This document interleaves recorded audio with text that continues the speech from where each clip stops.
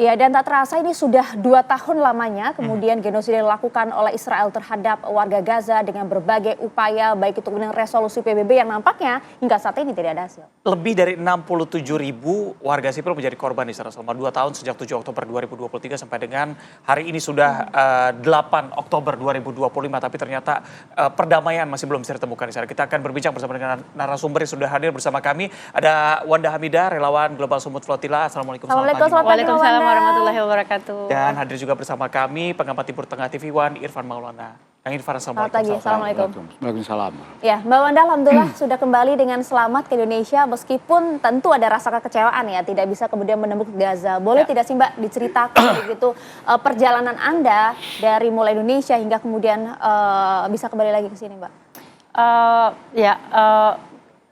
Saya secara pribadi akan berusaha dengan cara apapun untuk menembus Gaza. Sebelum Global Sumut Flotilla saya sudah melakukan, kita coba by land ya. Bersama dengan rombongan waktu itu ya. Global March to Gaza. Karena sebenarnya ini adalah untuk memperlihatkan kepada Palestina bahwa we are not our government, kita bukan pemerintahan negara kita.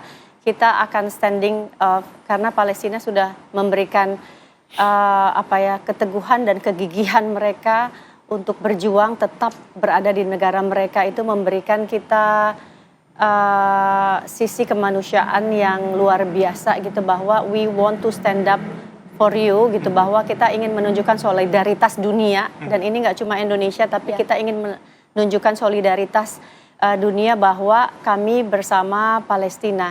Dan penjajahan yang dilakukan oleh Israel selama 8 dekade, kurang lebih 80 tahun, dan genosida yang terjadi ini mengganggu dan meresahkan penduduk dunia, dan ini harus dihentikan. Dengan cara apa? Sebetulnya harusnya negara yang bertindak, negara-negara, pemerintahan negara-negara yang punya alat, yang punya senjata untuk menghentikan genosida di Gaza. Palestina ini gitu, tapi kemudian mereka tidak melakukan apa-apa sehingga terpaksa kami rakyat sipil yang harus membuka blokade terhadap pengepungan ilegal Israel terhadap Palestina hanya untuk memberikan bantuan humanitarian aid. Itu yang kita bawa adalah makanan, minuman, alat-alat medicine, obat-obatan, alat-alat kesehatan, oksigen dan lain-lain gitu. Jadi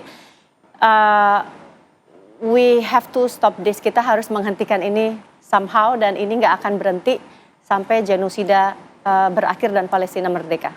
Oke, Mbak Wanda, pada saat kemarin berkumpul dengan relawan dari seluruh dunia, ini bersamaan dengan sidang umum PBB juga di New York. Kurang lebih pembahasannya sama di sana. Termasuk Presiden Prabowo juga menyatakan bahwa kemerdekaan untuk warga Palestina juga harus dilakukan di sana. Bagaimana tanggapan dari relawan-relawan dari seluruh dunia terhadap sidang umum PBB 2 pekan lalu? Pada saat ini sebetulnya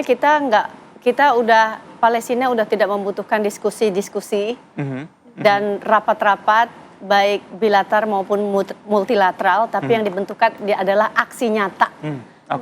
Gitu. Jadi just stop waiting ya. Stop menunggu, kita nggak bisa lagi lihat pembunuhan yang secara brutal dilakukan sampai detik ini, sampai hari ini, dan kalian tidak berusaha, kalian it means government nggak berusaha untuk menghentikan itu, dan genosida nggak berhenti ketika kalian hanya rapat-rapat, dan kalian tahu bahwa itu tidak pernah digubris sedikit pun oleh Zionis Israel yang didukung oleh Amerika gitu. Jadi mereka merasa lebih tinggi dari hukum manapun, lebih tinggi dari hukum dunia, dan bahkan tidak mengignore PBB gitu. Di PBB udah jelas ya, ICJ sudah memutuskan, Mahkamah Internasional sudah memutuskan bahwa mereka melakukan genosida dan Netanyahu harus diadili, dan sampai sekarang mereka merasa di atas hukum dan mereka mentertawakan PBB dan mentertawakan dunia karena genosida terus berulang dan kalian tidak bisa menghentikan Israel sama sekali. Dan seperti tidak ada yang bisa kemudian melawan Israel begitu. Tapi teman-teman relawan kemudian dengan tidak hanya Mbak Wanda dari Indonesia tapi juga dari seluruh dunia kemudian kemarin berkumpul untuk menembus Gaza. Tapi Mbak, banyak juga pertanyaan bagaimana kemudian kapal yang ditumpangi oleh Mbak Wanda dan rekan-rekan relawan lainnya kemudian sempat terhenti ya di Italia. Ya banyak hambatan. Banyak hambatan, banyak sabotase dari dalam negeri, Apa dari yang luar dirasakan, negeri. Itu banyak sekali. Tapi yang membuat saya berbesar hati dan merasa terharu karena ratusan orang yang diharapkan 300 orang partisipan dari Tunisia ternyata membludak jumlahnya dan lebih dari itu sehingga kapal aja nggak cukup. Dan setengah dari mereka adalah penduduk non muslim. Gitu. Jadi itu yang membuat saya terharu. Bahkan pemerintahan sekarang yang paling keras mengecam Israel adalah bukan pemerintahan, bukan Indonesia tentunya, bukan negara-negara Arab, tapi negara-negara non-Muslim seperti Spanyol, Kolombia, dan banyak negara lagi. Oke, apa yang terjadi dengan kapal yang Anda tumpangi ya Mbak? Kenapa kemudian kapal-kapal relawan lainnya kan ada sebagian yang bisa menembus kan ke Gaza? Ya, ada. Apa yang terjadi? Ya, saya gini, karena kita nggak punya kapal sendiri, Indonesia nggak punya kapal sendiri, jadi ini adalah pelajaran yang besar buat saya dan insya Allah nanti kalau kita akan mempersiapkan bahwa in the next flotilla dan pasti ada next flotilla lagi karena ini bukan flotilla yang pertama juga sudah dimulai dari 2010 kita lihat ada flotilla sebelumnya kemudian ada Handala ada flotilla ini ada Mafi Marmara yang waktu itu juga mengorbankan nyawa karena 6 orang ditembak mati di Mafi Marmara ketika membawa humanitarian aid dan ini akan terus dilakukan sampai genosida terhenti dan insya Allah next time kita masuk dengan kapal yang lebih bagus, lebih layak yang kita beli dengan uang kita sendiri dengan kapal. Kalau kemarin kan saya masuk ke kapal yang memang bukan milik Indonesia sehingga kita harus berebutan dan terakhir kapal-kapal itu memang dalam kondisi yang kurang layak untuk melaju di Laut Mediterania. Gitu. Jadi itu pelajarannya ya, mungkin memang akan ada upaya ke depannya. Tapi apa sih Mbak yang kemudian hambatan-hambatan yang dialami kemarin oleh para relawan termasuk tadi kan Mbak Wanda sempat sampaikan ada sabotase. Apa sabotase yang dirasakan Mbak? Sabotasenya luar biasa ya. Pertama adalah ketika kita masih di Tunisia aja, kapal belum berlayar aja itu udah ada intimidasi drone 2 malam berturut-turut di jam yang sama, sekitar jam 12 sampai 1 malam untuk menakut-nakuti para partisipan. Kemudian yang kedua kapal-kapal banyak yang dalam kondisi tidak kurang bagus untuk berlayar ke Laut Mediterania. Kemudian di kapal-kapal itu pun rebutan, jadi dari Tunisia setengah partisipan udah tidak bisa masuk. Balik lagi di Sisilia, termasuk kapal saya 10 kapal tidak bisa lagi berlayar. Dari kendala kapal sampai kendala kapten kapal, ada kapal yang layak tapi kami nggak punya kaptennya gitu. Jadi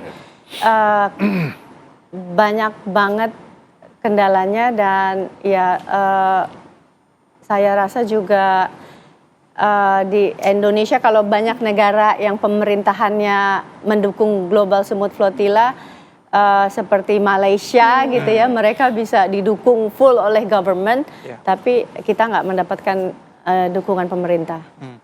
Saya ke Kang Irfan, sudah 2 tahun genosida terjadi di sana. Tekanan internasional juga sudah banyak begitu. Apa yang membuat ini masih terjadi sampai sekarang? Gini, tapi pertama saya berikan apresiasi dan simpati dulu kepada Mbak Wanda dan tim ya. Ini merupakan aliansi global kemanusiaan, lintas agama, ras, etnis ya.